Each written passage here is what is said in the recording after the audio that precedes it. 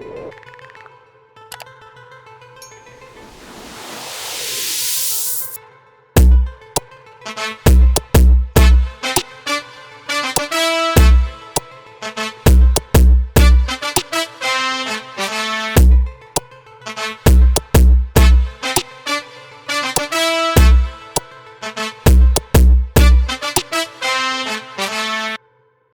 everyone. Welcome to another episode of the Codex Podcast. I'm your host, Sonny Kruger, and with me, as usual, are my co-hosts, Jamie Wojcik and Tim Morris.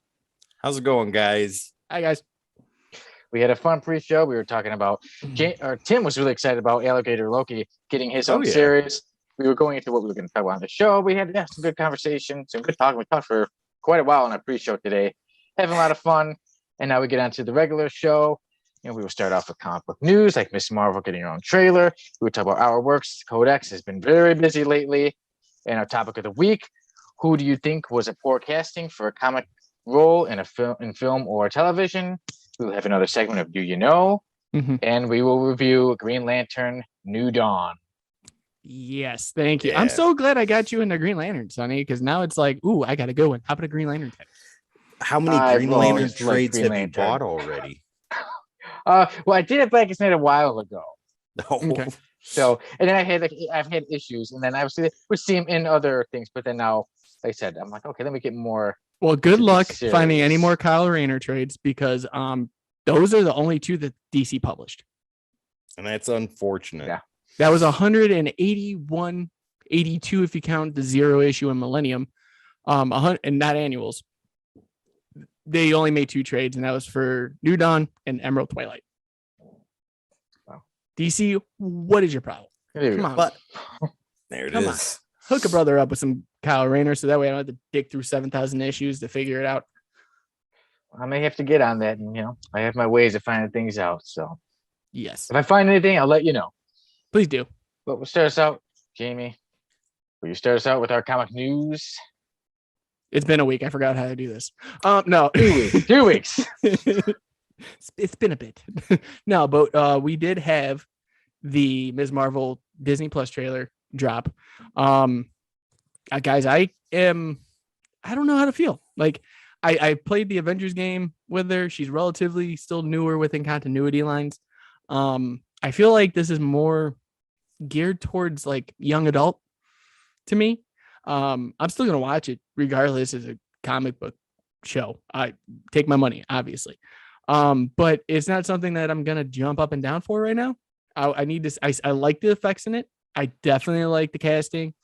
I just feel as though it's basically like Avengers game to me. The opening intro is what we got for this trailer. If you guys haven't played the game yet, please do. It's great. It was buggy. No, it's not. But the point is that this is definitely something that I would say, hey, if you got teenagers or younger kids, this is for them. Moon Knight is mine. Sonny, what are you thinking, buddy? You cannot watch Moon Knight. Well, like I say, Moon Knight will be coming out soon. I'm more excited for that. But yeah, Jamie, I'm pretty much like with you, Miss Marvel. Yes, I'd still like to watch it just because we like to watch all those comic book shows, but I'm not too excited for it. Like I said, it seems more like it's geared towards the younger audience, and I get that. Right. I thought the effects are pretty cool with like the bubbles coming up by her head and everything. Right. But I'm not like, oh man, this looks so good. I can't wait. Maybe it'll surprise me. But like I said, this is what you've been waiting for in cinematic viewing your whole life. Yeah, I think it's more like geared towards younger audiences. Maybe younger girls may like it. So who knows? I'm hoping to be surprised and like it even more. Right. How about you, Tim? This is something I think my kids are going to be more excited about than I am. Like the rest of you, I'm going to sit there premiere night and watch the episodes and go through. And I hope I am pleasantly surprised. The production quality looks stunning. It looks amazing. And I think people were complaining because her power set is different in the show versus the way it is in the comic books. I get that things change. And like Jamie says, people want change until they don't want it, until they get it and they don't like what it is. I mean, they made Moon Knight basically Venom with his suit. Yeah. Oh yeah. I mean, I'm still mad about that, but you don't see me crying every wait, I do. But yeah, continue. Sorry. Jamie, you and I watched the trailer before Sunny got on, and I think our looks were the same. It was just like, and it didn't make me go holy expletive and message my mom and say, I'm going to watch this show and you need to watch it too. No. So yeah, it's going to be what it is, and hopefully it's good. I'm pretty sure it will be, but it's not something I'm jumping up and down for. Right. But you do understand, even though it is geared towards children, there is something coming out that is not going to be geared towards children and just for us. So Tim, give us the good news, bud. Oh, thank the comic book scribes, writers, lords, ladies, and all for Sean Levy, who is the director. Is this Game of Thrones? No, who is the director of Deadpool 3. Now, if you are unaware who Sean Levy is, let me go ahead and give you a brief rundown of the movies and TV shows he's done. So he's done the Night at the Museum series. He did Real Steel, which is an amazing movie. It has Hugh Jackman in it. He directed episodes of Stranger Things. He did Free Guy. Yes. And the newest movie that's out right now on Netflix is called The Adam Project. So yeah, that has me super excited. I haven't seen The Adam Project yet, but I've seen Free Guy. And is it good? It's Ryan Reynolds without the Deadpool suit, as always. But Free Guy, I thought, was one of the greatest movies I had seen in a long time. Like I hadn't seen a movie like that before, and it was absolutely fantastic. So if he and Ryan Reynolds can bring that same type of energy into Deadpool 3, Deadpool's debut in the MCU, I'm in. Yeah. Chimichangas, burnt tacos ablazing. Absolutely. If he does not make 10,000 pancakes in a sequence, I am going to be so upset. Write him, send him a message. Yeah, I'm going to add him on Twitter and get no response. Just Jamie, like normal. Tell us how you really feel, buddy. Oh, how I really feel? I feel like that. Okay, Ryan Reynolds alone, all of his movies, he's Deadpool without the costume. But with the director coming on, he's literally filmed with him like 3 or 4 times already. So he already knows what he's getting out of it. Now you're getting Deadpool with the mask and the killing ability to do so. I think this is going to be great to see in an MCU. I just saw an interview that they did with Ryan Reynolds. And they're like, hey, so, blah, blah, blah. I'm glad you're doing good in life. Adam's Project is great. So you're going to be in Doctor Strange? And he's like, oh God, am I allowed to say this? Marvel might kill me. No, I'm not. And I was like, that's how you're getting in. Like, we know it. It's like, and I feel like that's going to be the gateway, and real fast, because my mind goes to these places. That brings him in. They're going to bring him in, but then everyone's going to go back to their multiverses. And at the end credit scene, you're going to see Deadpool walking around and be like, Steven, were you supposed to send me back? We will see what happens. That would be amazing if that takes place. And then you just got Doctor Strange here going, you know what? 1 out of a million ain't bad. Go ahead. Well, I feel like that's what's going to happen. Well, hopefully that'll be cool. I'll be fine for that. But yeah, with the director and everything, I am excited for it. I just want to see some katanas going, and he needs to make those 10,000 pancakes because of the fact that he did it in the comics for no reason. So he needs to do it for no reason. I've been waiting 3 movies for this to happen. Hopefully it happens, man. And one thing that is good with Sean Levy and Ryan Reynolds working together before, we know it shows that they get along. That so hopefully, I don't think we're going to see any controversy. Oh, they're not getting along, anything like that. We know they get along, they work well together. So hopefully everything falls into place fine for Deadpool 3, and he can make those 10,000 pancakes. So that one of my co-hosts is very happy about it. Yes, but Sonny, the great thing about that is that this director's hands aren't tied, but I think there's someone else's that might be. Yeah, well, Black Panther director Ryan Coogler's hands were handcuffed. He went to the bank in a very unfortunate situation.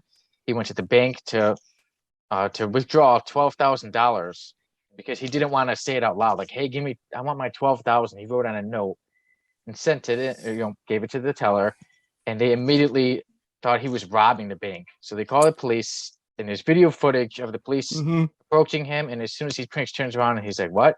You see a police officer pull their gun on him. And then, so he's taken out. Then there was, I was able to see some other videos from other sites too, because there's quite a bit of footage on the situation, like when he was outside, when he's inside, and he's he's pretty mad too, and he's swearing, saying, I just kind of get my money, and I literally just gave a note that said I'm withdrawing $12,000, and for the lady to call the police on him, not to get the manager, nothing, just to assume that he was robbing the bank, and she did not realize that was the director of Black Panther. So very unfortunate situation. Yeah, I mean, it's one of those things. Like, I've had the issue of having to withdraw quite a bit of money, especially for conventions. When you stay down in Chicago, it gets pretty expensive. And, you do need money when you go down there. And I've literally told the bank teller, like, I want to withdraw money, but I don't want to say it out loud. And they're like, oh, here's a Post-it. Write it down so that we don't have to say it. And they're like, are you sure? And I'm like, yes. I'm like, I didn't just write it. Can I have some whiteout to get the other numbers off? But no, they, that is very unfortunate. I'd probably laugh the entire time this was happening to me, being like, look at the note. Does it say anywhere on the note, please give me $12,000? I have a gun. No. Or I am robbing you. No. I'm like, I would be sitting there. I would make them count it in quarters. All $12,000. At that point, I'd be like, you know what? No, it's either quarters or pennies. Your choice. Now, I'll wait. It would be a good revenge. That'd be a nice way to get revenge. I'd have the cops help too, because they're the ones that pulled the gun on me. They got to count the pennies. You get the quarters. And then how about you, Tim? Okay. Oh, dear God.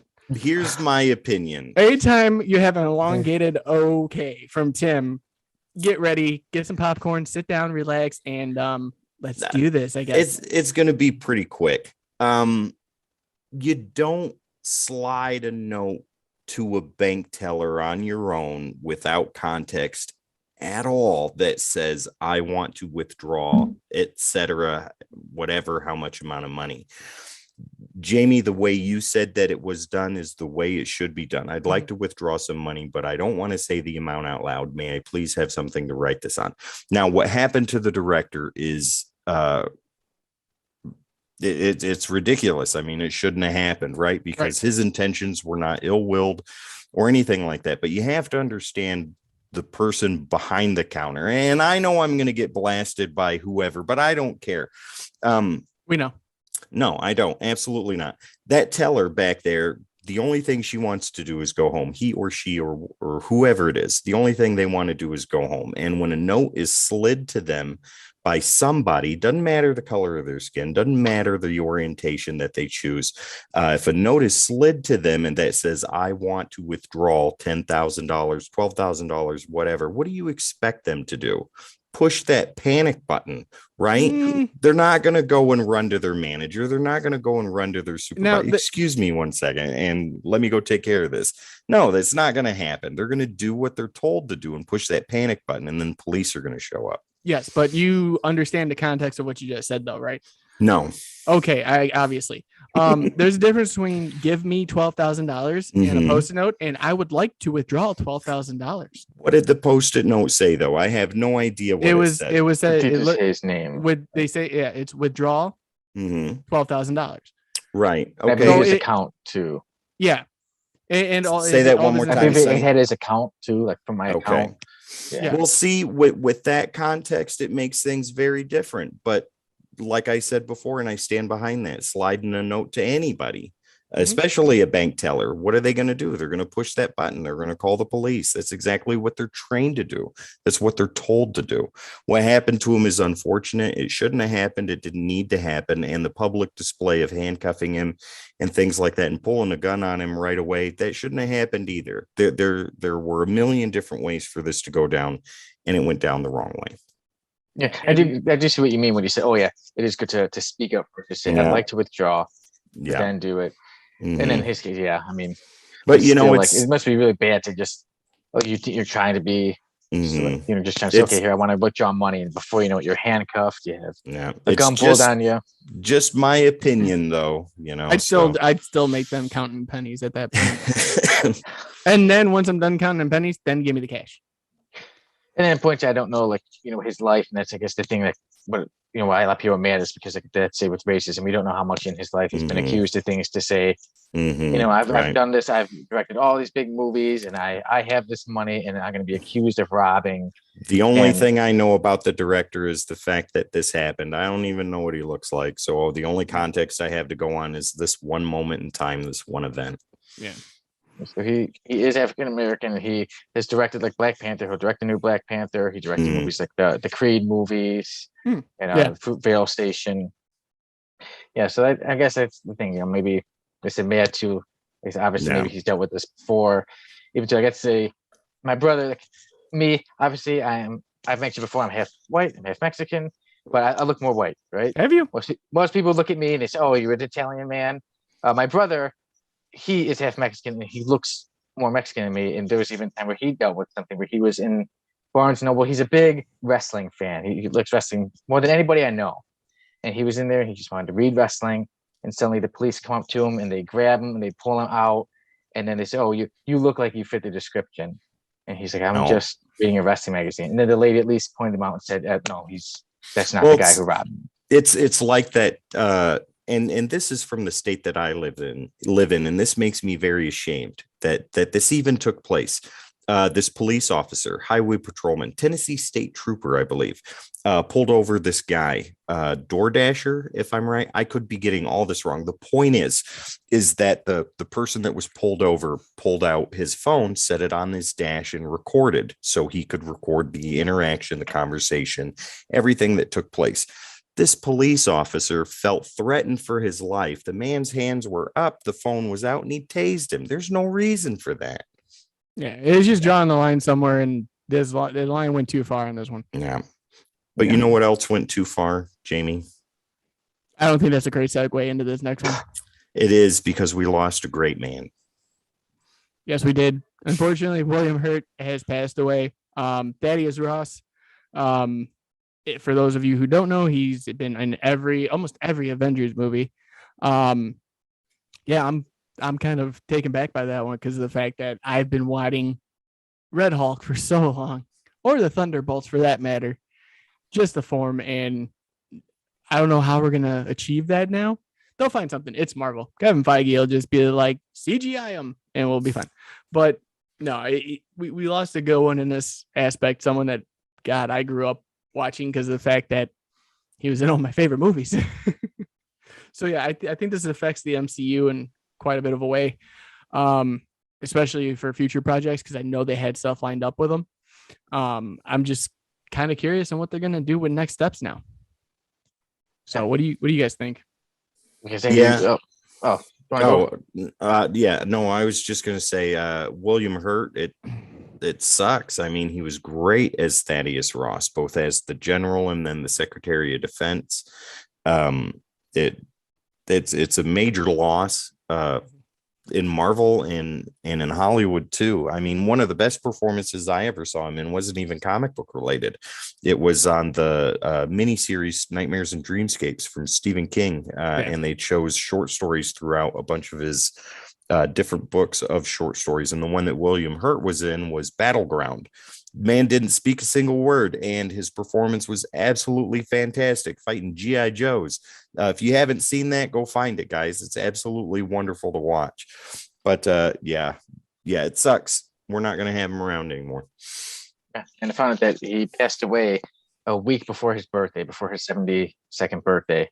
Yeah, see, William Hurt has been around for a long time. I remember in the 80s, movies like Broadcast News. I remember, well, I mean, now it's been quite a few years, but History of Violence he was in. And then, like I said, being, in Avengers and everything, and the Hulk. And now to replace him, it is kind of different. I mean, yes, I want the character to still go on, but it will be different to see somebody else playing the role. And I'd laugh if they brought somebody in and their name was Thad Ross. My favorite line that he did in, I think it was in Infinity War, when Rhodey and him were talking through hologram or whatever. And he says, "Rhodey, your penchant for horse manure is worse than mine." I love that line. Yes, and we almost, like you said, we're wrestling fans here. This week we also did lose Scott Hall, Razor Ramon. Yeah, just very sad. At the day after William Hurt passed away, so sad week. We lost some legends, and wrestling and film. That man had been fighting all his life.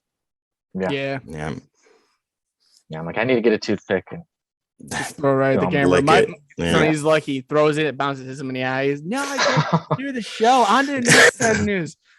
Oh my God. No, losing Razor Ramon, Scott Hall, NWO. I mean, come on. Did you guys see him in the Jake the Snake documentary? Wasn't that something else too, to see what he looked like then, and then starting on that program and going forward with that? DDP. Yep. Right, absolutely. Yeah. Diamond Dallas Page, manager first, wrestler second. Yeah. Hey guys, last forever. Yeah. Oh yeah. Tim, would you want to take us into our next segment of something new? Something nice that will be coming out, something that will be coming alive on Netflix. So Netflix is producing something pretty awesome, and it is from Boom Studios. I think the world is pretty familiar with evil versions of Superman, what with Homelander from The Boys, and Brightburn. So on and so forth. Yeah, exactly. Brightburn especially, yeah. But Netflix is doing Irredeemable and Incorruptible movies. Now, they are teaming up with Kemp Powers.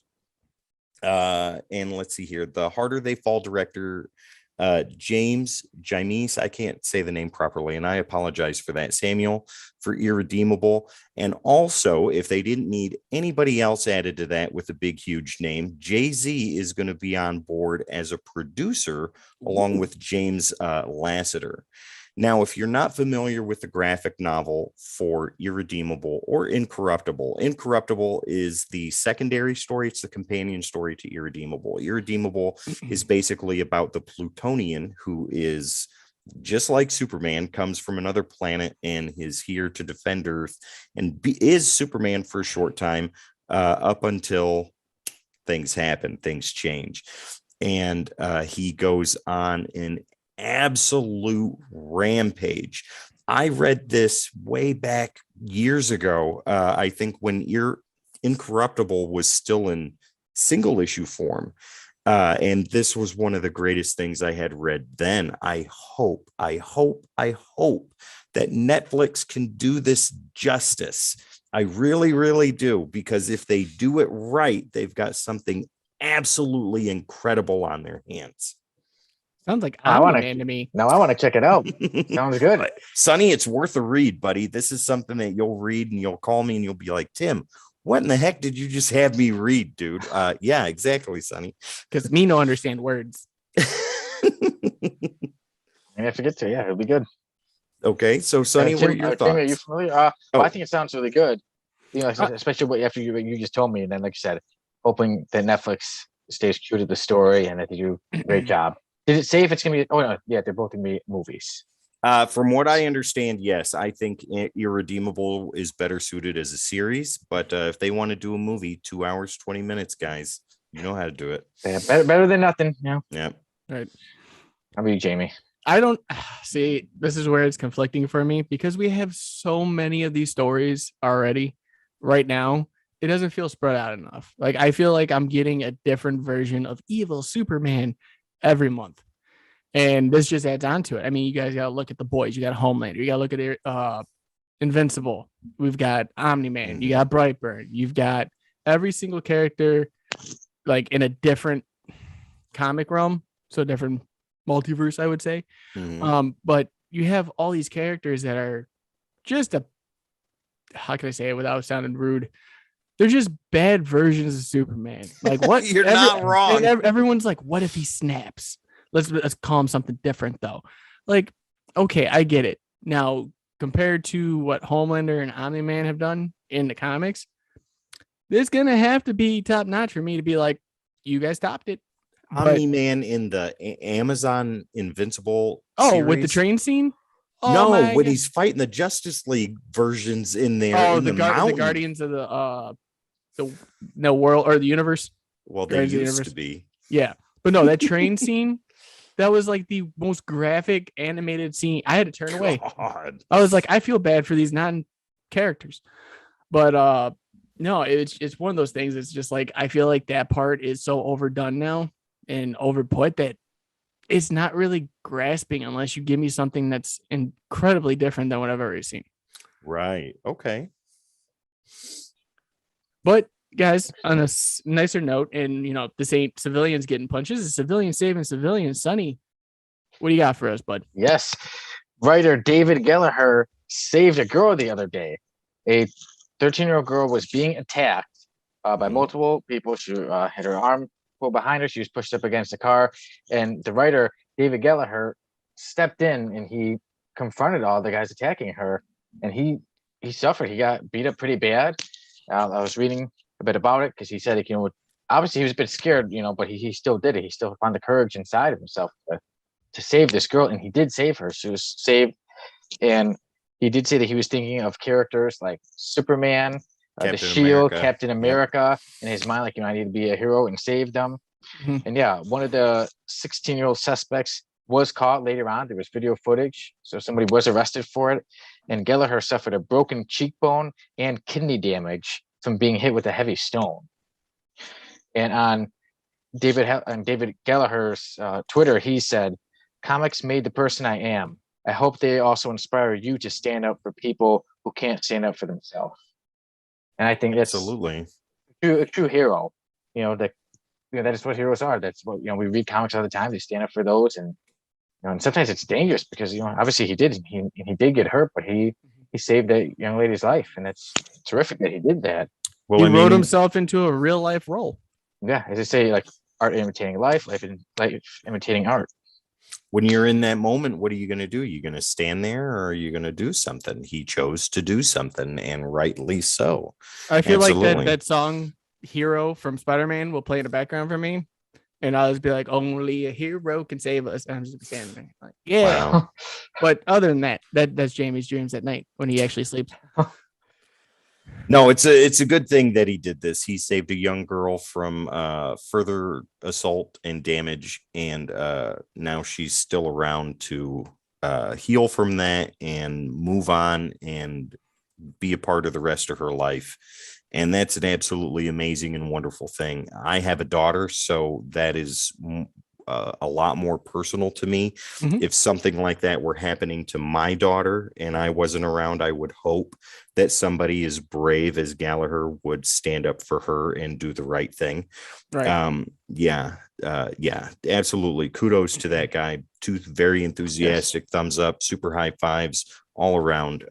Did a wonderful thing. Absolutely. Yeah, I mean, it shows that there's still people out there that actually care. Because I've seen stuff that people just walk by whistling is not my problem. Nope. Like, do I want to their phone report it? Yeah, it's on World Star by the end of the day for some reason, or on TikTok or anywhere else. We should be talking about TikTok later. By the way, that's a plug. It's just like in a world of social media and recording, someone actually put down the phone to help out. And that's something that we don't see anymore, which we need to start seeing more of. No, everybody's too. Okay, this is personal dad opinion only, but everybody's too concerned with being on those phones to put it down and look up and see what's going on. Guys, Tim, you're critiquing that, and we are always on a camera or on a phone now. That's different, though. We do this because we're passionate about it. And they want to see someone get beat the snot out of because they want views. It's the same concept, just different points of view. Go watch boxing, watch MMA, watch exactly. Watch Sonny's a series about a series and take a shirt off. Sorry, I've been waiting 2 weeks to plug that. Well, thank you. I do appreciate it. And for right now, it's time definitely that David Gallagher definitely deserves to have some of his work. You get our Codex Award this year as the most honorable person. So remember his name because I will forget it by the end of the year. The Codex Shirtless Award for most shirtless goes to. Well, we can't have that category if Sonny doesn't show up for the Codex Awards this year. I will be there. Sonny came and picked what Full House member he wanted to die. Ooh, that's rough. Okay, but God. David Gallagher has been credited. He's earned to have some of his work talked about. David Gallagher's credits include the video game Tom Clancy's Ghost Recon Breakpoint, and Marvel's Untold Tales of Spider-Man, Threaded Web and Hulk, Winter Guard, DC's Green Lantern Corps. Yes. Image Comics' Deadlands. That Nice. corpse, was it Recharge? It just says Green Lantern. It just says I don't feel like he's been on. It might have been earlier. I don't know. That better not be a do you know question because I won't get it right. Do you know? We just talked about him 10 minutes ago. I can't even remember what I had to drink 7 seconds ago. You know what I got to talk about for 15 minutes, though? Your love of cake. And then segue into why you would eat cake off Rob Liefeld. Ladies and gentlemen, get ready, sit back, relax, have a cup of tea, a thing of cake, and read a Youngblood's comic. Let's get into this. Oh! No, but we're going to get into something a little bit better, which is Sonny. Tell us about a series and their nominations in our works this week, brother. But thank you. And then Tim will take over with his Rob Liefeld, thinks he's doing the Rob Liefeld with cake. So I've started to enter some contests, and it's called the Nico Media Awards, and a series about a series. Episode 1 pilot is nominated for Best Comedy, Best Actor, you know who, and Best Director. Okay, so 1 out of 3 isn't bad. You can pick which one. I'll be glad of any of them, any of them glad. No, but I'm happy for you, buddy. Thank you, man. Thank you guys for the help. You were a part of the show. I keep everybody Code in Z mind Morning Podcast worked at its on best. Yes, but Richard was like, "Oh, we got so much going on with Codex." I was going to mention it later, I'm like, maybe another week, but I'm like, I need to mention that something about speaking up. I mean, maybe it's not as courageous as David, Gallagher standing up to attackers, but sometimes in life you do need to speak up. And so I've originally got these things, saying, okay, you're nominated, but I asked, I said, well, how about my name? It just says nominated for actor. How could somebody know that I didn't just take somebody else's and put it on there? So they said, oh, okay, well, we'll put it on there, and they put it on there. Now for actor, Sonny Kruger, and then I said, with director, is there a problem? I noticed the director doesn't mention my name, and then they said, oh, okay, we'll fix that. So now if you look, it literally says my name under director and my name under actor. Yep. So sometimes you speak on Facebook. Yeah, so sometimes you need to speak up and make people get to work. Yeah. So that's why now when Sonny, you see it. Yeah, so that's make people get to work. Up. Pick up a phone instead of picking up everything else. He put this on Snapchat, and he messaged me on Messenger, and yeah, this was at 3:00 in the afternoon on Sunday, and all he did was send me the pictures. Oh yeah, and I was, don't worry, I just saw him on Facebook. Because I had to look at that, and I was like, Sonny, are you nominated, dude? He's like, yeah. I said, what? That's amazing. I didn't say that's amazing. I used very large expletive. Yes, but yeah. Well, of course. They're like seasoning. I see how this friendship goes. Conversations. Tim's getting straight messages. I gotta find out via Facebook and share some other people, especially our music guy. Sometimes we talked on a Snapchat. Remember you messaged yeah, me. I know. So I'm like, okay, there's our chat. But I couldn't believe that. Sonny, it's absolutely amazing that you are nominated for 3. But thank you guys. Yeah, working towards a dream. Keep going for what you want. Sometimes it works out and it's worth it. And next week, lately I haven't been working on a series about a series. There's been a little delay, but I've been working on something else. Next week, since it's episode 40, I'll tell you guys what that secret project is that I've been working on. You said you're gonna let us know a week later, and we missed a week, and now it's a week later. All we got to see was working foam and things like that. And then I seen something over your face. So either you're gonna be the Joker or you're Pennywise because your head's big enough for it. I'm going for the immortal egg. I hope so. I actually was Pennywise for Halloween before a few years ago, but I got rid of that mask. But guys, we at Code X have been very busy, and I don't know where to start. Like, so we got Joe Banks, a full interview with Joe Banks. I had one shot with Stephen Grant. You guys have recommended readings, TikTok. What do you guys want to start us out at? We can start off with Banks. I mean, that was a highlight. Oh yeah. Awesome. An hour and 35 minutes, and when we were done with the hour, Daryl's like, "Nope, we're not done. You got more questions. Let's that was go." My favorite part of the whole thing. And Sonny's like, "Okay, I guess we're gonna lead out." He goes, "No, come on, give me more questions." I was like, "I have questions." It was awesome. Yeah, like how often does it have us? It was awesome. Like it isn't one shot. I want to keep this guy on as long as possible. Yeah, it was a boyhood dream come true. We had to do the one shot with him, and then he was, kind enough to give us an hour and 35 minutes of his own time. after that, and still wanted to talk after the fact. And it was a great conversation too. It flowed really well. We all got to ask questions that we were interested in asking. Some had more pertinent questions than others. Dude, I was gonna punch you through Zoom. Ladies and gentlemen, if you don't know what he's talking about. Okay, so basically, again, I'm gonna have to reiterate this for those who do not listen. I'm sorry, what? On our one shot, after everything was over, I asked Daryl Banks a personal question that I had a question about. We have it saved. Tim will not let up that we need to release that question. That was a question for me to the creator. I have that original if you want video call too. Daryl Banks or email him and be like, Daryl, I want to ask you the question on air. Go for it. Leave my name out of it. I will not do that because they still haven't told me the answer. They still haven't told me the question. Don't want anybody to know it was personal. Personal. Do you understand personal space? Don't come within this far. Don't ask those questions. Jamie, our screens are touching, man. I mean, come on. You're gonna be fired before this. I've been threatened with getting canned. No, before. This is real. I have the contract written. Oh, okay. Again, anything. Your name's gonna be stricken from the records. Deleted. My phone is messed up, and I think I'm gonna have to miss some calls. Yeah, I mean it's not messed up. That's what happens all the time. Oh my god! But Sonny, that was great, yeah. That Stephen Grant one shot. Let's talk about that for a second. He looked like he didn't want to get off talking to you either. Like he was like, "Yeah, are we done?" Yeah, but it was good talking to Stephen Grant, and then afterwards too, he did say he's like, if you have any more questions, feel free to ask. So we talked a little bit, and I did tell him, I said I'd take care of something for him. And I said I will make sure on our show. So if you notice in when we're talking, I was like, oh, Stephen Grant wrote this and Moon Knight, and I mentioned that his name was used. And he said, oh, but I didn't do that. So I did have to talk with him. So him with that Moon Knight, and he did say. So those of you who don't know, in Moon Knight, there's his name is Stephen Grant. Wrote. He uses the name Stephen Grant, and I said, I'm like about that, and he's like, well, that who was in charge before Doug. You guys know your big Moon Knight. No. Is it? No, it's Monick. Monick. I just said Koenig. Yeah. I was like, it starts with an M. No. Okay, yeah. So he said that Doug had originally picked out the names, and that it was like college friends and things like that. So he said it just happened to be a coincidence that the name Stephen Grant was picked out. And no then relation. Said, okay. Then he just decided to have some fun with it. And I said, Stephen, I'll make sure to mention that on the Codex podcast.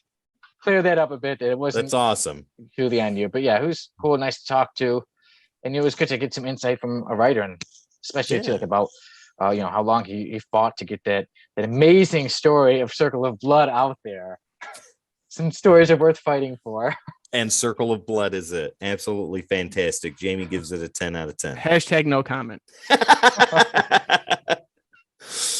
But talk about hashtags, Jamie. You're fired. I don't want to talk to you. No, fired. Hashtag fired.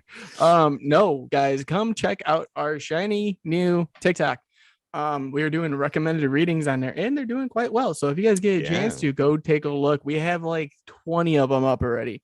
And yeah, you can find us there. And if you guys do find us there, make sure you follow and like a couple of them. Helps out with the algorithm, helps out with us, helps us grow and become better. We have some great recommended readings on there. I'm going to kind of throw some stuff in there comic book related too that aren't just recommended readings, so you guys don't get tired of them. I've got like 5 more lined up that I'm probably going to do after today's show. Tim's got like 5 more. Sonny found a phone. I'll give you all a preview of one of them. Oh, dear God. No, not on the show. We save it for TikTok, bro. This will be one.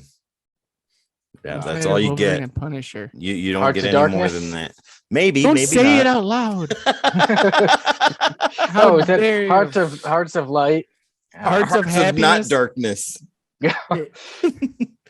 No, guys, check out that TikTok. It's absolutely amazing. The videos are real short, less than a minute. We've got Death of Superman on there, Nottingham, Power Rangers Universe, Supermassive, everything so Avengers far. Forever, all kinds of different stuff. I'm literally doing my pull list for every single one. And you guys are going to be able to see what I'm getting in my pull list every week on, I believe, Saturday's little segment. There you go. Yeah, look out for that. Jamie, I was like, why are you giving a half thumbs? I thought this was recommended. But then you did say, we're going to be like, this is if you're a big fan. Because first I saw the half and I was like, what is he doing? What did you give the half for? I gave it was for Power. I did it for a couple. Power Rangers universe, I gave the sideways thumb because I graded it 3 different ways. Either yes, put this in your reading. No, don't put this in your reading. Or sideways, which is I feel like that's more of like a unique status. So with Power Rangers universe, it's a good Power Ranger story if you're a Power Ranger collector. If you're looking for something that's mainstream with the original team, you're not getting that there.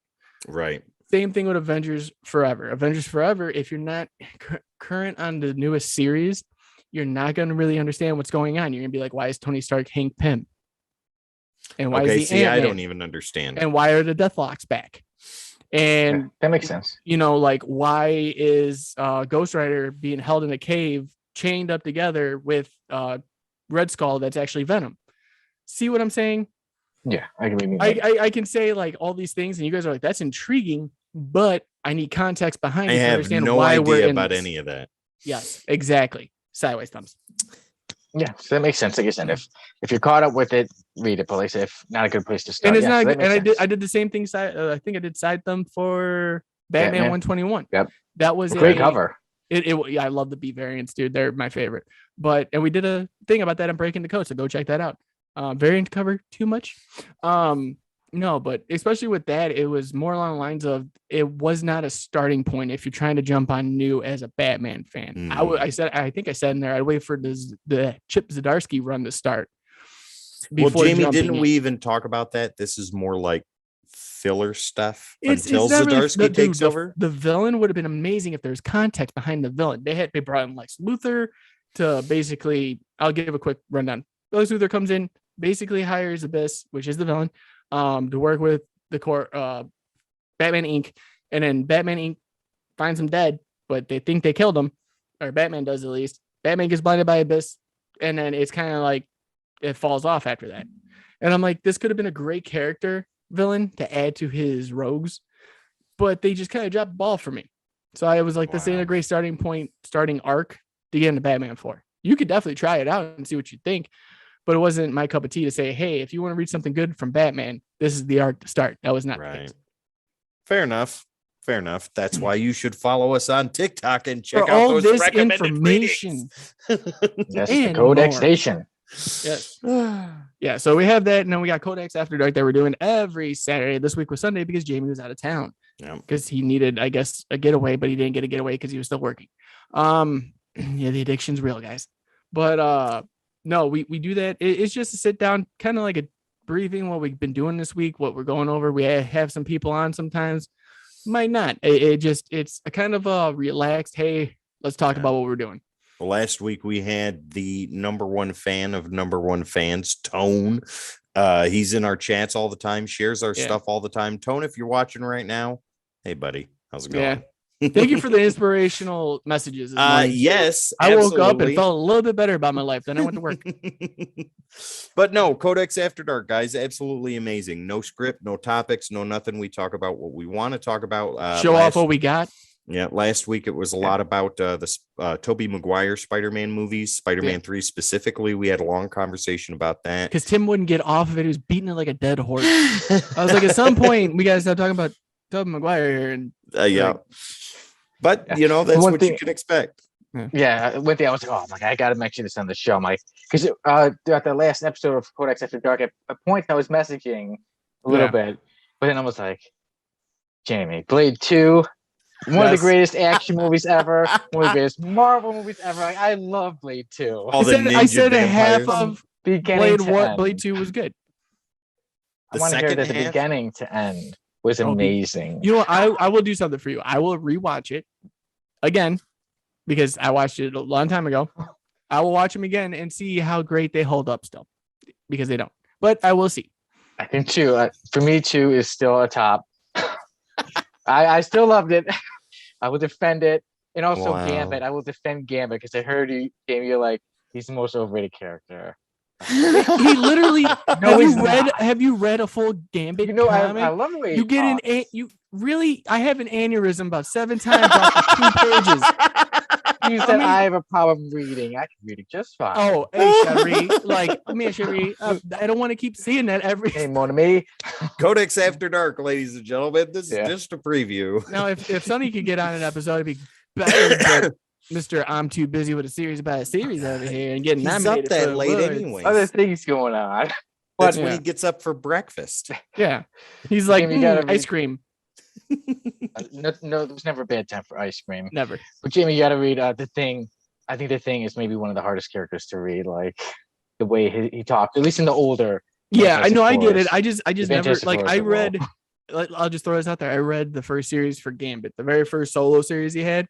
The I got through- 4-issue series. Or whatever Yes, it was. I Yeah. got through the first issue, and my eyes started doing this as I was reading, and I was like, I don't know if that's good or I need to see a doctor. Oh And my it was, God. let's go see a doctor. Me too, because I've watched you've the been. series. He's like, oh, you've been reading Gambit, haven't you? I was like, how'd you know? What's the prescription? He's like, Moon Knight. I'm like, good, schizophrenia. So Me too, because I watched the series before like reading comics, so I knew Gambit. I'm like, okay, I'm just expecting this. Oh, everything's Jump into the Cajun. comics. See, I did when I started watching the anime series, it was after that. So I already Yes, have this see. hatred built up for him. Well, yeah, like I said, sometime I'll have to jump on there and we'll Oh, have to It's a good time. discuss things. Yeah, because it is fun. I do like whatever when I watch. Like I said, I've been busy. We didn't have Codex last week, so I was Yeah. busy watching much more Codex stuff from the Codex Yeah. Station. And then also we're gonna be bringing back, ta-da, Codex Gaming. Yeah. This- Oh yeah. We were gonna have a different voice on, and Tim, you could take that over and kind of explain what's going on with that. Yeah, so with Codex Gaming, we have been lucky enough to ask and this person agree to I never asked. I told him. to do Codex Gaming, and it's my brother Matt Slayer. He is a Twitch streamer. You guys can follow him. All you got to do is type in Matt Slayer, and there he is. And now all you gotta do is type into Codex Station, and there he is. But he will be doing Codex Gaming for us on weekends, Fridays and Saturdays for sure, maybe Sundays. And he's got a lineup of games to come at you, including Avengers, which Jamie and I have played before. Jamie's done some before, and Guardians of the Galaxy, and so much more. It's going to be a lot of comic-centric He just video got games.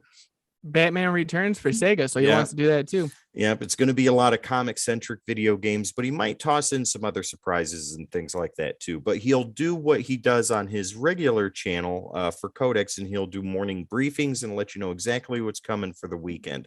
So, guys, if you don't follow us on Twitch, definitely head over there and give us a check out. The Codex Station, just like everywhere else. It's all you got to type in.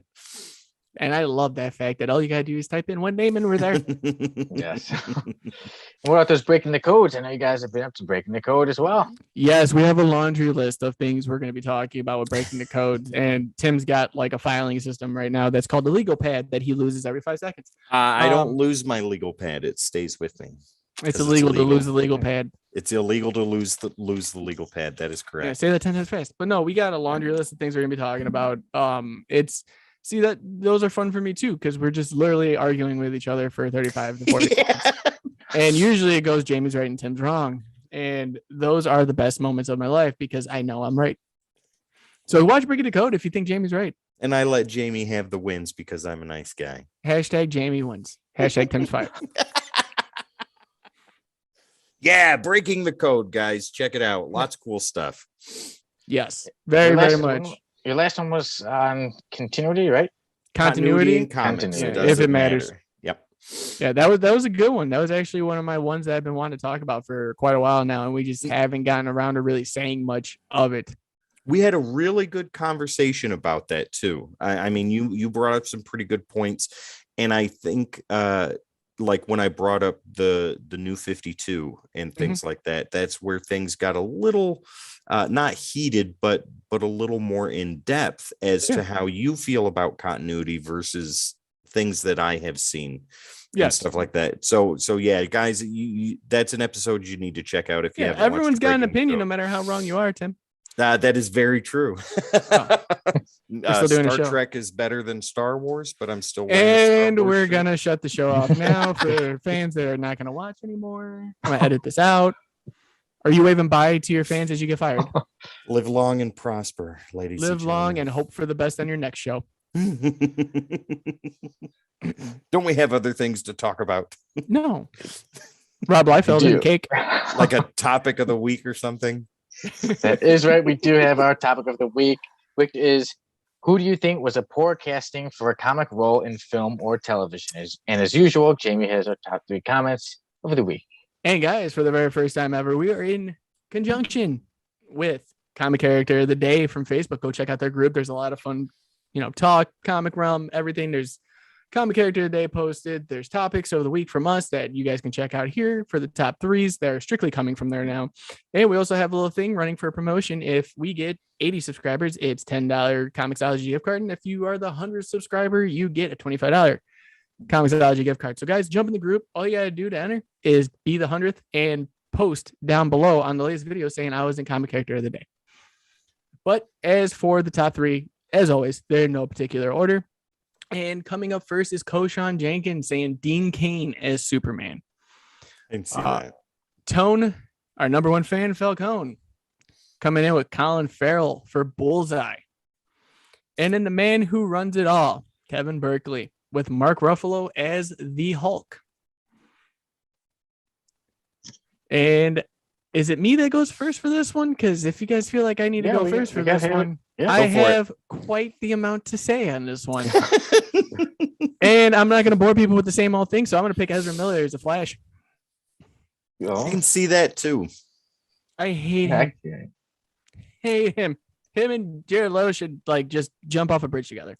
They should be in a movie that does no money at the box office. They should be stricken from life. So you remember the end credits careful what you say, so that may happen. American Psycho with Christian Bale. That was Jared Leto's best role. Yeah, it was, because he shut up. Him and Ezra Miller should make a remake, but behind the scenes, so no one knows. Oh my God. Just we saying. got this secret project that we can never show. So that is my movie. I also picked a TV show because I couldn't just not have a TV show, but it was Lee Thompson Young playing Cyborg in Smallville. I don't know how you can play Cyborg when you're just wearing a tracksuit. Was it Cyborg before he became Cyborg? Your eye has a little thing that's glued on that's red. My eye hurt from doing that. Don't do that, people. Wow. But no, those two, especially with the Cyborg thing in Smallville, everyone had these cool little costumes and they're all strutting around and he's up with a zip up Trek suit and his just the red eye. And I was like, why is he got a Saiyan meter on, trying to gauge people's power levels? Unfortunately, obviously not the character, but the person, Lee Thomas, passed away in 2013. And he actually was in one of my favorite shows growing up. Was Famous Jet Jackson on Disney? I remember on Disney. I remember that. Yeah, I never saw that. And he played Cyborg. I was like, this is gonna be awesome. And then I was like, this is horrible. So yeah, that's my 2 picks. I can see Dean Cain as Superman. I can see that. I can because I never watched it because I heard how horrible he was. It's not bad. It's like romance TV. So, that's exactly what it is. So Smallville with Klana. Ooh, I need to watch this show now. Yeah. Stop the podcast right now. I loved all 5 seasons of Klana. I'll get onto The Boys later, guys. I need to watch Superman and Lois. Lois. You still haven't watched The Boys? Not yet. Oh my God. I gotta watch more Klana first. Well, reruns. Here's my choice for poor casting, and it's in an animated movie, and it's in Batman Under the Red Hood. If you say Jensen Ackles is Red Hood, I'm punching you. No, I'm going to say John DiMaggio is the Joker. See, I like the lines in that. The lines were great. His performance, I don't think, fit with. Mark Hamill did say that was his favorite Joker, other than himself. That can be Mark Hamill's favorite. It was not mine. Yeah. It's been years since I've seen it, so I don't really remember. So I'm not going to comment if I liked it or not. But parts of it are good, and he does. And DiMaggio's a phenomenal voice actor to begin with. And he Bender in Futurama. Well, yeah, and the main character in Gears of War and all that stuff, and he does a phenomenal job of doing his version of the Joker, and some parts are good, but a lot of it I just can't connect with. You can't lie that the best line in there with him is, quick, take one of me and the boy, then take one with me and you, then take a picture with me, you, the boy, and the crowbar. You just can't, like those I said, were inseparable from what he did. The lines were great. but just his version of the Joker, I can't get behind. It always separates me from the movie every time I watch it. Makes sense. Yep. That's my pick. And for me, one of our commenters, Dan Kelly, he said quite a few, but something like I did see, he said Jesse Eisenberg is Lex Luthor, which I thought was a good pick from him. Paul Giamatti is the Rhino, Topher Grace is Venom. But for you me, leave the Rhino alone. And it wasn't Paul Giamatti's fault. Like I said, it's the way they made him. Perfect. I wasn't happy with that either. Perfect. But my pick was actually one I didn't see, and it was Annette Bening is Captain Marvel. Now, Annette Bening, she's a great actress. Like like movies like American Beauty. She's been in quite a few good things. But as Marvel, I'm a big fan of Captain Marvel. I was like, oh, how am I going to see him? And then he is turned into a woman, and I know like they wanted to change it, and instead of him being Walter, they made Wendy. Instead of being Walter Lawson, they made Wendy Lawson. Like I wanted to see the man Captain Marvel character that I'm a big fan of. You guys know that, and then to have it be he's changed. He's a middle-aged woman now. That I thought was bad casting. I love how you said that. Okay, it's changed. I'm a middle-aged woman now. Yeah, I mean, so that's my pick. Like I said, it's 2022 in a nutshell. Yeah, great actress, but wrong to have Annette Bening playing Captain Marvel. I agree with that. I can agree with that. Right. See, I went above and beyond. I named 2. You guys didn't. But guys, I got a dumb question. And I know it's been a couple weeks, and I just can't seem to find the answer. But do you know? Oh, I know. Yes, I do. All right. As you guys know, we do the Do You Know segment where we ask each other questions to see how smart we aren't. As usual, Sonny gets them right because if we pick a theme, Sonny studies it for 17 hours in a day. This week, on the other hand, is not going to be the case because I may not win, but Sonny will not either. And Tim won't either. We're going to get all zeros and tie. We don't want that again. What's the order this week? It goes SK, me. Tim, then me. Awesome. That is right. So for me, since Jamie, you were telling us that you were going to go completely off the rails, just anything random, I said, okay, let me mix it up a bit. So different themes for each question. Our first question, I'm going to go with the theme for something we've been up to lately, and that is my one shot with Stephen Grant. Now, in the picture, Jim, I was very surprised at the picture you picked, and it was from the Marvel Team Up 93. And I was like, who is this guy manhandling Spider-Man in Werewolf by Night? So I made sure to look up this character. So my question to you guys, in Marvel Team Up number 93, who is the man? Do you know the man manhandling Spider-Man and Werewolf by Night? I looked that up. And I forgot because I was like, oh, cool, team up picture. I thought I was trying to find something cool, and now Sonny wants to use it against me. I am going to delete the Stephen Grant interview now. Stricken from the record. Is it the Stranger? Think up your answer, Stranger. Jamie. I got to turn this light on. Give me or like second. Shadow Stranger or something like that. I think it's the Lone Shadow Stranger. Something weird. Lone Stranger. You guys ready for it? Yeah. Tim, you done giving us a peep show over there? Oh, yeah. Absolutely. You guys love my camouflage black shorts. They're amazing. Okay, so the man who's manhandling Spider-Man in Werewolf by Night on the cover of Marvel Team Up 93 is Tedder DeMalian. That was my second guess. I was like, who is this guy? So Tedder DeMalian, and I'm like, I'm never going to forget this guy now. Tedder DeMalian, whose name is actually Arnold Baffenroth. Yeah. I would have accepted both answers. I would have accepted both answers. So Arnold Schwarzenegger. Paffenroth. Who forgets the name Paffenroth or Tedder DeMalian? Tom Arnold. Right. Okay. Tim, it's on to you. All right. So this man right behind me, this guy who is looking like he's constipated, that would be Major Force. Do you know Major Force's first appearance in comic books? Sonny, take it because I know it. Captain Adam number 12. Captain Adam 12. Okay, volume, gentlemen, and month and year. Okay, we got it.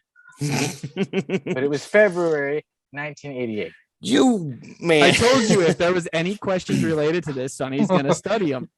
Okay, so that's an easy do you know for you two. Yes, Captain Atom, Volume 2, number 12, February of 1988. Yeah, I'm a new fan of Major Force, and I'm going to be finding more issues with him in it. Captain Atom, number 12. Yeah, Captain number 12. Well, I'm going to get that. Absolutely.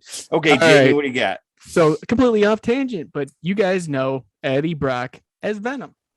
You guys have known him for forever. It's like you guys are best friends. But do you know his son's name? Son? James Brock. Young man? Bud? Tim, you got a serious answer? No, I don't. I don't know his name. Okay. No, both of you guys are wrong. It is Dylan Brock. And he actually takes up the mantle as Venom in the current series. While his dad plays alien god Venom in different multiverses. Interesting. He was a big Dylan protagonist Brock. in Donny Cates' run. Fun fact, Donny Cates named him Dylan because that's his nephew's name and he wanted his nephew in the book somehow. So he made Eddie Brock's kid named Dylan. Fun fact, my nephew's name Very is Dylan. Fun fact, you didn't know the answer, so shut up. So there you go. I'll never forget it now. All right, there you go. Round one is the book. Me and Jamie at 1 point each. I'm left behind at the gates. I'm not letting Sonny win. God.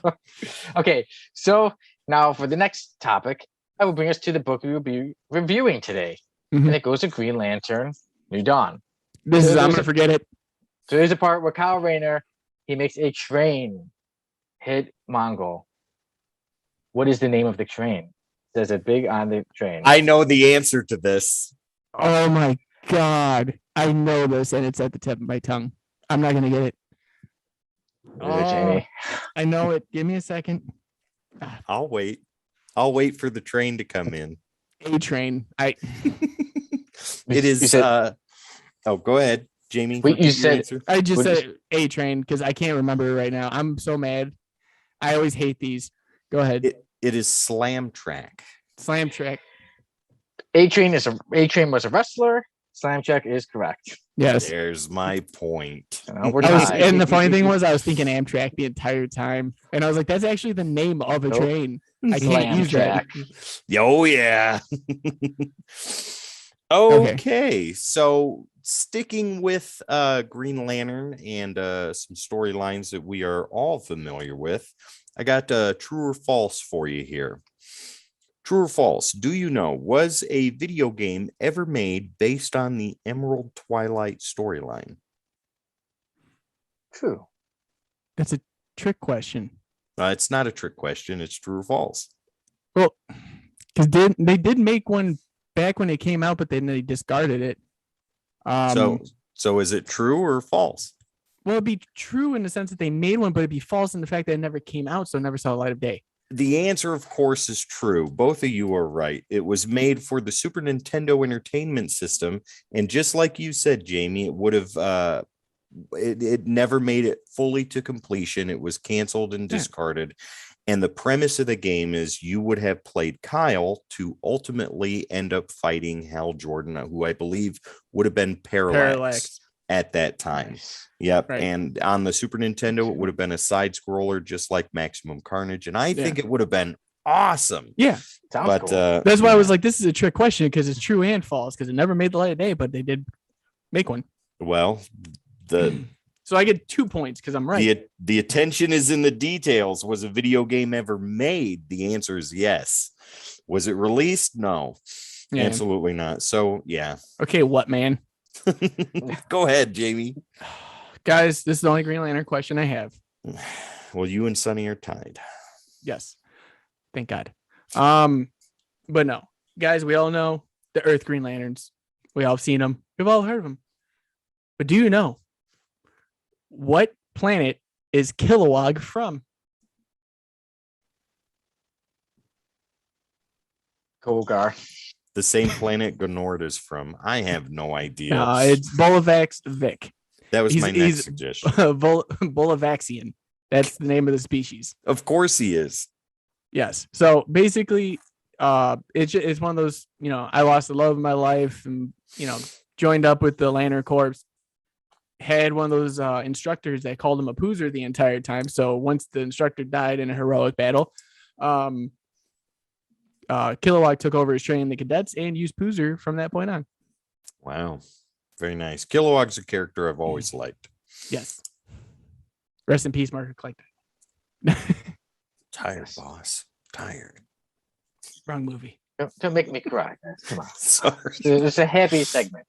Well, look at Major Force's face, and that will make you look at his. It makes me a little arms. uncomfortable. Yeah, he looks like he's doing something to you from behind. He may or may not go. be. We'll never know. The truth is in the pudding. Bill Cosby. Got him. Now that you put it out there, Sonny, that it looks like he's doing something from behind me, it's gonna saying be it the whole time. Front of my head the entire rest of this episode. Easy, Major Force. Don't be too forceful. That was dumb. No, I'm kidding. That was hilarious. On to the last question.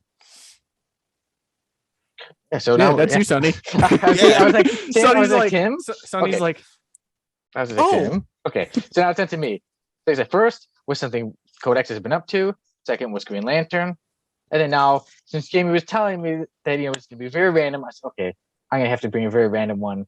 This is something that's about a book. No, it's not about a book. It's about a show. Oh. So a while ago, hey, I've been watching the show Entourage, and I mentioned, they were working on a movie in the second season. You guys got it right, Aquaman. Mm-hmm. But I'm on to the 7th season now, and they mentioned working in a Marvel movie. Do you know the character that they mentioned in a Marvel movie will be about? 7th season. Stanley even made an appearance in the season. Say that last part again. Stanley even made. Yeah, Stanley even made an appearance. I'm gonna say Daredevil. See, I'm tied between two, but they're probably both wrong. I'm just gonna go. You can guess both. Spider-Man or Hawkeye. Okay, the character was super random. The character is a herald of Galactus. Is it Fire Lord? Close. Fire Lord's friend, Airwalker.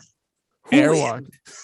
Yeah, I was like, hey, we want to work on a movie, Airwalker. I was like, dude, I'm not sure if the writers really knew that Airwalker was a real character or was just a real comic book fan. But yes, in Entourage season 7, they mentioned working on a movie based on the character Airwalker. That's amazing. I knew that one was like completely out of nowhere. You're like, okay, this is what we're using. But now we know Airwalker. And knowing is half the battle. Okay, so right now we are at Sonny and Jamie tied for 2. I am at 1. I still have one more chance to tie if both of you get this wrong. So sticking with Green Lanterns, but we're gonna go animated. In the animated series Justice League Unlimited, who was the voice of Jon Stewart?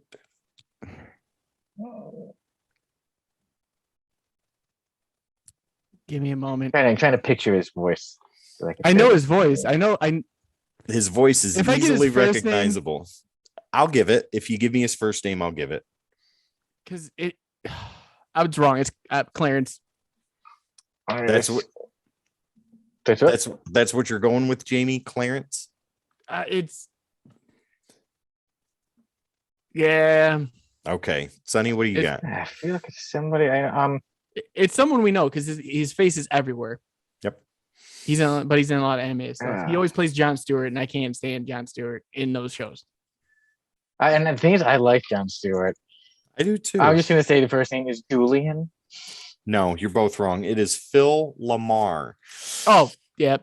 Phil Lamar. The only reason I said Clarence because I was thinking of what's his name that plays from the. Never mind. Just keep going. Phil Lamar not only voices Jon Stewart, but he also did voice acting for Samurai Jack. Yep. And a plethora of other things. But the man got his start on national television in a neat little comedy show called Mad TV. Yep. And he was that's what I was picturing his face the entire time. As the UPS delivery guy. Yeah. Oh, yeah. Well, there we go. All right. Jamie, third and final. Sonny, you get this right. Come on. You're kicked off the podcast.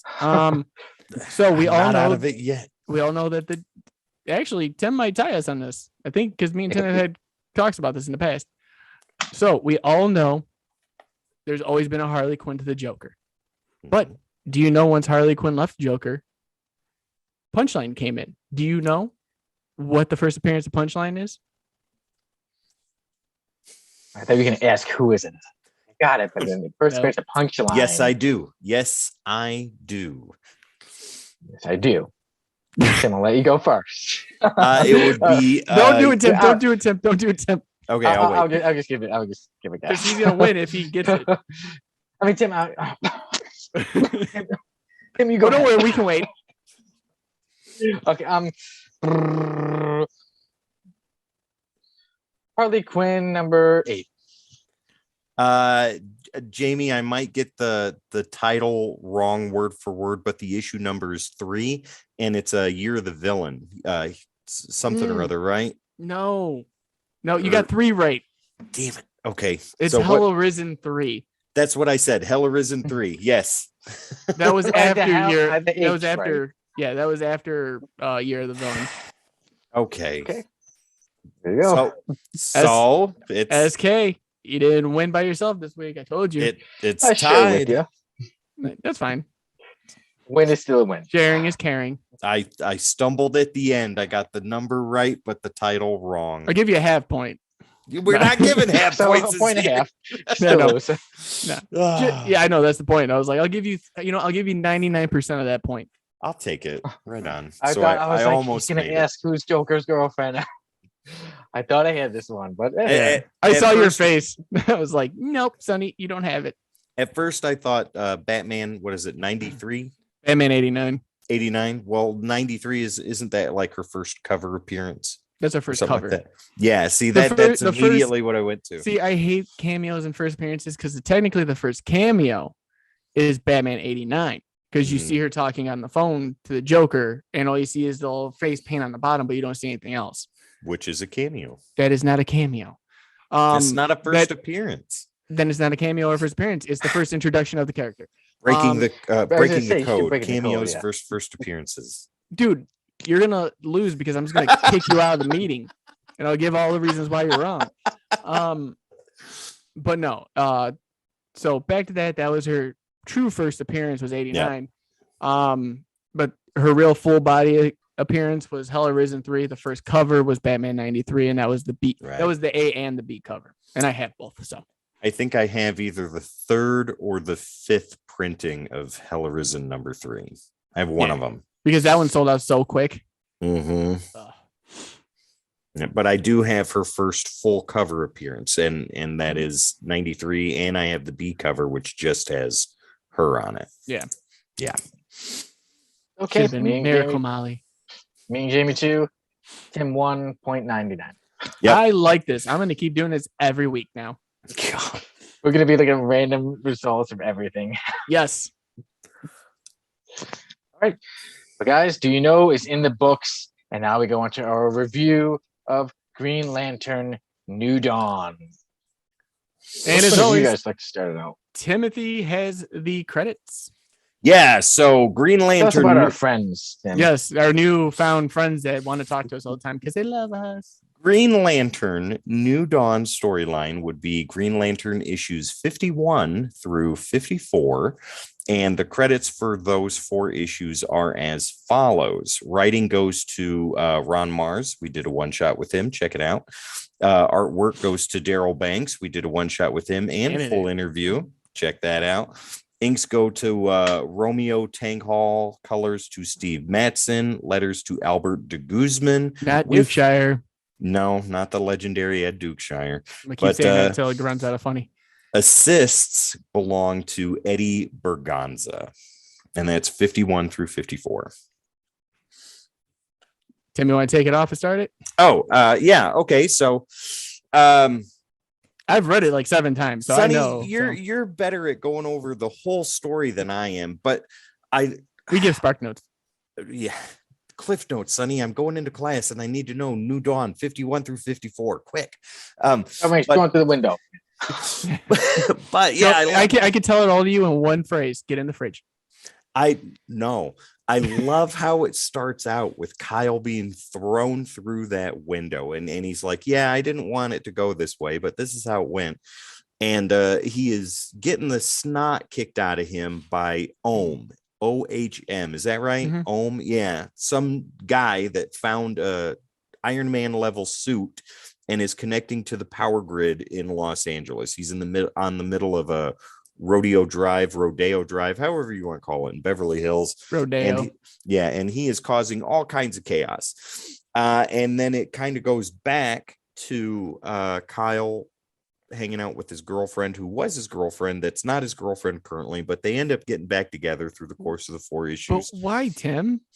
Because he can't keep a job. He works as a freelance comic book artist, and he is not stable, and she wants stability with her Peter Parker photography that she does for the LA Examiner tabloid magazine.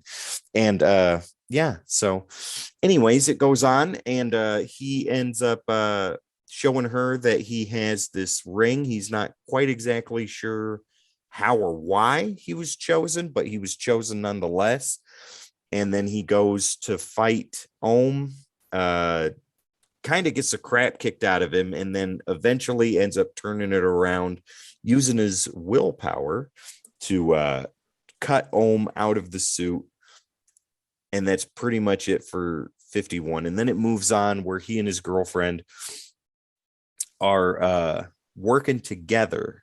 He has convinced her, she has agreed, and they're working together to show that he can be stable, not only as Green Lantern, but in her life as well. And it works like that. But during this whole process, while they're testing out the ring's limits and taking publicity shots and photographs of him, Mongol is in the process of escaping where he's at after the destruction of Coast City, and he gets out and wants to kill Superman and Green Lantern, but he's going to start with Green Lantern first. Finds Kyle, they're on a beach somewhere, and gives Kyle the business, and Kyle starts to try and do different things, and I love the different constructs that he created here. And it was even mentioned, he was talking to his girlfriend, and he's like, should I just make a green boxing glove? And she's like, no, absolutely not. Don't do that. Don't do that at all. But yeah, in the middle of the Mongol fight, like, he's trying, he's doing the best he can, and he knows he's out of his league. And then Superman shows up, and the two end up working together. And I really loved the interaction between the two, because while Kyle's girlfriend's telling him, this is above you. This is way above who you are. You don't need to be in the middle of that. And he's like, no, I'm going in there, and I'm not going to let Superman deal with this by himself. And it was awesome. It was really cool. You got to see long flowing locks Superman fight Mongol, and it was awesome.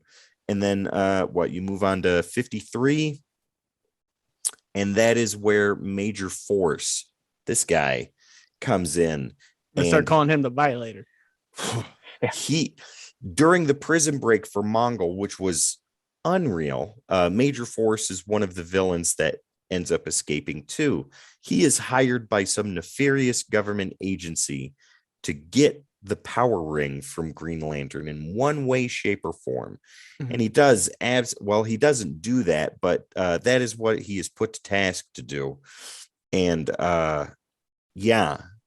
it's sad, it's unfortunate, and it hurt my feelings, and I hate him, and I want to find big stupid face. He's big dumb. It's right behind you right now. Well, I better not turn around, because if I do, I'm going to do the same thing that Green Lantern did to him and push him through a wall. But yeah, Major Force is a villain. Was a wonderful choice. It was completely out of left field. This is a Captain Atom level villain here, and they threw him up against a brand new, days old Green Lantern. And what took place, guys, I mean, we've talked about it a million times, person in the fridge, but you have to read it to understand it. Don't be Tim. No, don't be me. You have to read this, and it is unbelievable. And then the fight that takes place afterward, holy smokes. So that's about all I'm going to give you guys. I mean, if you haven't read this, you need to go read it. If you have read it, go back and read it again. And I'll tell you why. This reads to me like an episodic primetime television show. Right. Like it read exactly like that. Each issue was self-contained, but left you with enough of a cliffhanger to pick up next month's issue. And man, oh man, I am glad that I got to read it back to back instead of having to wait a month to get the next one. It was very in-depth, like I just said, with each issue, never missing a beat. There was so much information, both in visuals and in script, that I'm going to have to go and read it again just to not only experience it one more time, but to soak it all in. It's one of those comics that if you read it, like if you're one of those people, I could read a comic in 15 minutes. You're not experiencing the full experience of this issue. No, you have to take your time with this. I read it pretty fast, but I felt that pace while I was reading it fit really well with how the story was flowing, because I mean, things were moving right along, and it didn't give me a chance to slow down, because I was like, no, I've got to read the next one. I have to go to the bathroom. I can wait 15 minutes to read 26 pages. I'm going to finish this. But the creative team all around is amazing. Again, with Ron Mar's script and Banks' artwork, and the creative ring constructs were incredibly enjoyable, especially with Slam Track. The team up with Superman was awesome, and I was rooting for Kyle the entire time. And it needs to be said, and I think Daryl even said this both in the one shot and the interview, that Kyle was made to be a very relatable character, and he was. I could relate to him way more than I could Superman or Hal Jordan or Bruce Wayne. And the last thing, the villains in their own in Major Force. Major Force is definitely something I'm going to find more of. So I think it's no surprise what my grade is going to be. The writing and the artwork. Not as good as Youngblood's? Oh, dude, this doesn't hold a candle to the monstrosity that Youngblood is. But my writing and artwork grade for this get a solid 10 out of 10. So an overall is a 10 out of 10. This is wonderful origin stories. It's absolutely fantastic how it goes over the course of 4 issues, and the end result will leave you angered, frustrated, heartbroken, and wanting to read more, which is what I'm going to do this weekend. Nice. That's my take on it, guys. What do you got? Well, Jamie, what do you think? Since you went into all that detail and basically covered every issue, I tried to. The best parts about that book for me, especially like how at one point Kyle was like, "This is cool, but this isn't for me." And then that's when he goes back to the house and sees the note and then sees what happened. That's not her handwriting. Yeah, no, that's not her handwriting. And then looks up and he's like, that's because her hand's in the surprise for you in the fridge. Yeah, it's in there. Don't worry. Knock knock. So like seeing that and then him going to be like, yeah, now this is everything. Now I got now I'm just angry, mad, ready for revenge. Just the fights alone after that. Oh my God. Did you catch the nod to Marvel 2099 in there with the future Los Angeles? Yeah. Instead of it being 2099, it was from the year 2088. Yeah, no, even the subtitle stuff is really good. But more than anything, it's just like I can't. These 2 books going from Emerald Twilight into New Dawn have to be some of my, well, if not greatest 2 arcs back to back, especially with this lead in with Kyle. Like the whole time he's just trying to figure out if he can be a hero. And then it took a push for him to find out he could be a hero. Yeah. Even if he doesn't think that still. And by the end of this, he still doesn't think that he's good enough. But he still says he's going to try. And the first major villain he went against was Mongol. Yes. That's unreal. Yeah. Tore it up. But, I mean, he got torn up too a few times. But you know what I mean. No, it was overall, it's a great read. I love it. I recommended it to Sonny. yeah, definitely check it out if you haven't. It's one that you're gonna start and not want to stop until you finish it. Mine is a 10 out of 10 regardless. I've loved this since the day I read it. And that was more than, I don't even know how old I am, 15 years ago. Well, Jamie, I can see why, man, because like I was telling you earlier, I don't remember if I had read this back when it came out or not. You'd remember. I knew of it, but just reading it now, amazing. Right. Yeah. So it is, yeah. So you guys did cover a lot. So for me, just quickly, I said 4 issues.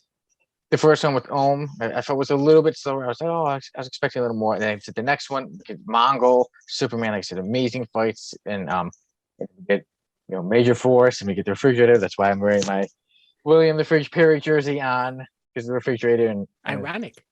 The next one, the final one, then of the story arc. There was I don't want to give it away for those of you who haven't read it, but there was the return of a major character, and it was a surprise for me. Because I knew kind of a lot. I was like, I'm pretty sure this is where the refrigerator thing happens. But the ending, there was a surprise comeback. And I was like, oh, wow, that was a nice one. I was really glad with that. And the whole thing, it's an incredible story. And it really made I knew Kyle Rayner. I liked the character before, but this really made me like, okay, I'm rooting for this character. I want to read more and, see what else happens to Kyle Rayner as Green Lantern. And even like you said, him, Major Force. Now he's a villain that I'll definitely remember, and this definitely put him in another level. Yeah. And the funny thing is, after that, we never hear of Major Force that much again. That's so unfortunate. So he's got that one moment, but it's still one thing I did, as bad as horrible as it was the moment. What I liked about it was that it was taking a risk. It really put the story at another level. Like you said, still referenced to this day, and even I saw an article not too long ago saying, the women in the refrigerator, things like that, and it goes back to this story, Green Lantern: New Dawn. Well, the level of violence in here, Sonny, was unlike what you saw out of most major DC titles, even Marvel titles at that time. And what Daryl was talking about before about pushing the edge, this did it. Yeah. This was really there. Yeah, it truly did. Like, and that for me is a lot of points up. Like the great action, the great storytelling, the great artwork, for everything. The only thing was, like I said, the first issue felt a little slow, but the other issues I was like, this is an incredible story, and like I said, I do recommend it. I'm so glad that I got into this story that I'm like, let me pick it for an episode. So this was my first time reading it before reviewing it, and I give actually the lowest rating. I give Green Lantern: New Dawn 9.7. Oh, it is an awesome read. A horrible person you are. So but I'm a very tough critic. What can I say? So what's the criticism you have for issue 1 being slow? I would say this issue 51 I was like, okay, this is not bad, but I was like, okay, it's fine, but I'm not like so into like the other issues. Gotcha. I was like, amazing, incredible. Okay, I'm super into it. So that's like, okay, it's a little bit not 10 out of 10 for it, but I said 9.7. I think it's an amazing story. Amazing. Oh, cool. Great. So Jamie's obvious a 10 out of 10. Mine's a 10 out of 10. Sonny, you are a 9.7. I think those are fantastic grades all around. I love the fact that Sonny's like, this is the first time I've ever seen Sonny go 9.7 and like struggle to get it out. He wants to say that's a 10 and then he 9.7. Oh, gonna be the tough critic today. Don't worry, I'll round it up for you to 10. I won't argue. See, 10 out of 10s all the way around. Wow, there we go. Fantastic. The world is right again. All good. Green Lantern: New Dawn is in the books. It was an awesome read. And now, Tim, what is your pick for us to read? Well, Sonny, my pick has you in mind, and you were talking about everybody has to watch a series about a series for next week's episode and write a book report on it on why Sonny Kruger needs to walk around on the podcast without his shirt on the entire episode. No, you had mentioned before. This ain't the fantasy podcast. No, that's after we're done recording. You had mentioned before, Sonny, that you had not read Green Arrow: The Longbow Hunters. So that's my choice for we're doing Batmite. No, we are definitely not doing Batmite. We're doing Green Arrow: The Longbow Hunters. I cannot wait for you to read that. That is going to be something I think you're going to really, really enjoy. Awesome. I've been looking forward to reading it. So now I have the perfect reason to put that at the top of my list. There you go. Oh, we should start doing show reviews so that way Sonny's at the top of his list every week. It's one Next of my week, favorites. The Boys. One of my favorites. One of my favorites. Amazing. 10 out of 10. 9.7 today, guys. I don't feel like I'm under the weather. But guys, that brings us in. Episode 39 comes to an end. Next week we'll have episode 40. And yeah, it was a great one. A great fun time. Thank you everyone for viewing. And we'll see you all next week. And I'll let my boys, Jamie and Tim, finish off the show. And as always, guys, be kind to one another. Things are tricky out there. Make sure you guys like, share, subscribe, and hit that notification bell on YouTube. Follow us on all of our other adventures that we're doing now that Tim's going to rattle off because I can't remember half of them. But as always, guys, I will see you guys in the next one, and hit the follow button. Yeah, guys, don't forget, find us on all social medias. All you have to do is type in the Codex Station. That's Facebook, Instagram, Twitter, over on Twitch, right here on YouTube, wherever podcasts are streamed. And you can also find us on our shiny new TikTok and our brand new super awesome Discord. Once again, all you have to do is type in the Codex Station, and that's where we will be, and you will be too. Once again, guys, my name is Tim. Down below is the amazing Sonny Kruger, and this guy next to me, this wonderful guy over here, that's Jamie. And we are the Codex Station. This is the Codex Podcast.